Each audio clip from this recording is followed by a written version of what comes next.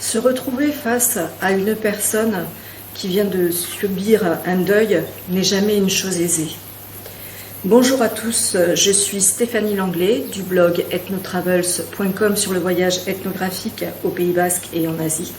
Et je suis également consultante en communication.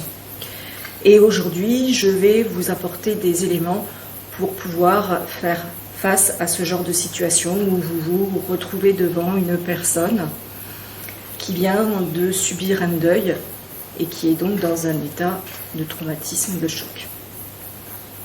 Alors pour cela, je vais partir d'une histoire qui est arrivée il y a quelques années de ça. À l'endroit où je travaillais, une vendeuse et son mari, ils travaillaient tous les deux dans notre entreprise, ont perdu subitement leur fils qui venait d'avoir leur permis dans un accident de voiture.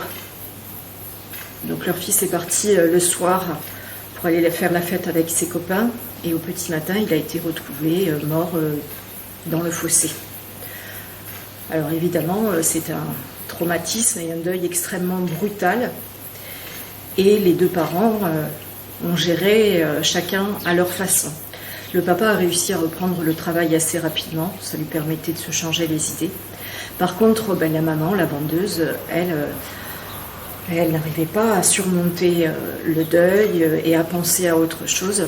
Donc effectivement, les semaines ont passé, les mois ont passé et elle ne reprenait pas le travail parce qu'elle en était totalement incapable. Et donc mon chef est venu me trouver un jour et a discuté avec moi de cette situation, puisqu'en fait il savait que j'avais fait une formation avec un psychologue du travail pour intervenir auprès de publics traumatisés. Donc il s'est dit, Stéphanie, elle a peut-être des éléments à m'apporter pour pouvoir gérer ce genre de situation. Et donc il m'a expliqué qu'il n'osait pas l'appeler. Et donc ça, c'est vraiment la fausse croyance numéro 1 qu'il vous faut impérativement chasser. Je sais que ce n'est pas facile à moi-même, quand je me retrouve face à quelqu'un qui vient de subir un deuil, c'est difficile d'en parler. On se dit, non, je ne vais pas lui en parler parce que je vais lui rappeler son deuil. Non. Il faut bien se dire que de toute façon, le deuil de cette personne fait désormais partie d'elle. Et en n'en parlant pas, on minimise le deuil, on fait comme s'il n'existait pas. Et finalement, pour la personne, c'est encore pire. Le silence est encore pire que tout. Donc si vous vous retrouvez face à une personne qui vient de subir un deuil, que vous devez lui parler, surtout, n'éludez pas le sujet. Montrez-lui votre soutien. Alors pas avec des phrases tout type, c'est vrai que dans ce genre de situation, on ne sait jamais quoi dire. Et je vous expliquerai juste après ce que vous pouvez éventuellement dire à cette personne. Donc première chose que j'ai conseillé à mon chef, c'est de prendre son téléphone et d'appeler cette vendeuse. Je lui ai dit, vas-y. Okay. Et donc la deuxième chose à laquelle il fallait que mon chef fasse face, c'est qu'il avait peur de lui demander comment elle allait. Et effectivement, quand il a pris son téléphone et qu'il a discuté avec elle, et lors des discussions suivantes qu'il a eues avec elle, c'est une des choses qu'elle lui a dites. Elle lui a dit, voilà, je ne peux pas me retrouver face à mes anciens collègues parce qu'ils connaissent ma situation et ils vont me demander, ça va. Mais dans son esprit, et ce qui est logique, c'était ces phrases toutes faites. On a tellement l'habitude aujourd'hui de demander aux gens, de dire aux gens, salut, ça va, mais sans véritablement y mettre d'intention dedans. Et c'est là le problème en fait. Et effectivement, quelqu'un qui vient de perdre son fils de façon dramatique et brutale, elle ne va pas bien. On le sait. Mais par contre, il y a une façon de lui montrer et qu'on veut savoir comment elle va. Donc c'est comment vas-tu, comment te sens-tu?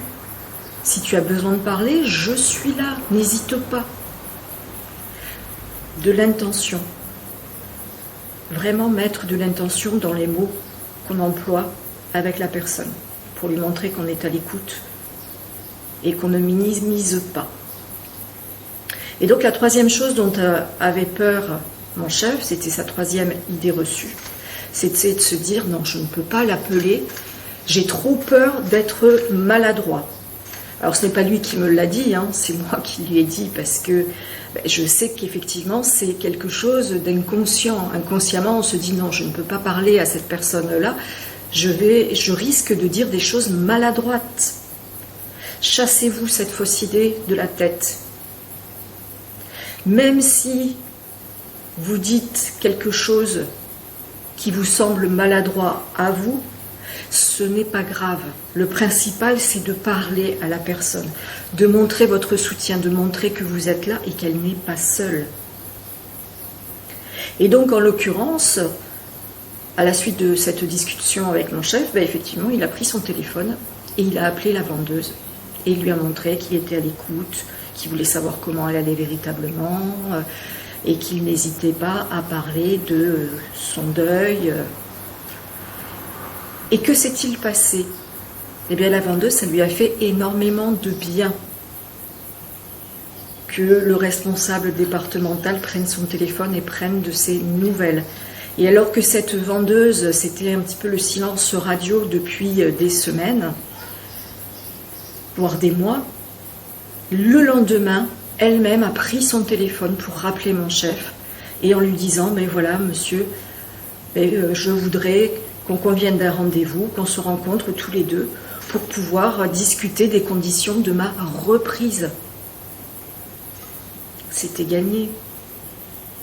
Évidemment, le fait de se montrer présent et le fait de ne pas hésiter à lui parler, ça a donné la force à cette personne de se dire « Ok, je vais reprendre le travail, ça va me changer les idées et je ne vais pas rester chez moi en ayant peur de voir les autres. » Et donc effectivement, ils se sont rencontrés très rapidement, dès le lendemain je crois. Et voilà, donc il a été convenu qu'au lieu de reprendre au sein de son ancienne équipe à Dax, elle reprenne au sein de l'équipe de Bayonne, de façon à ce qu'elle se retrouve dans un environnement où ses collègues étaient très peu au courant de la situation et n'allaient pas se sentir mal à l'aise vis-à-vis d'elle et du coup entraîner chez elle encore plus de malaise. Voilà. Donc en résumé, il faut chasser ces 3 croyances limitatives lorsque vous êtes face à une personne qui vient de subir un deuil. N'hésitez pas à en parler. C'est la première chose. La personne vit avec ça de toute façon, donc vous n'allez pas lui rappeler son deuil. Le deuil, il est bien présent. Deuxième chose, mettez de l'intention quand vous lui demandez comment elle va. Montrez-lui que vous êtes présent et que vous êtes à l'écoute, qu'elle peut vous appeler, qu'elle peut venir vous voir. Et la troisième chose, n'ayez pas peur d'être maladroit.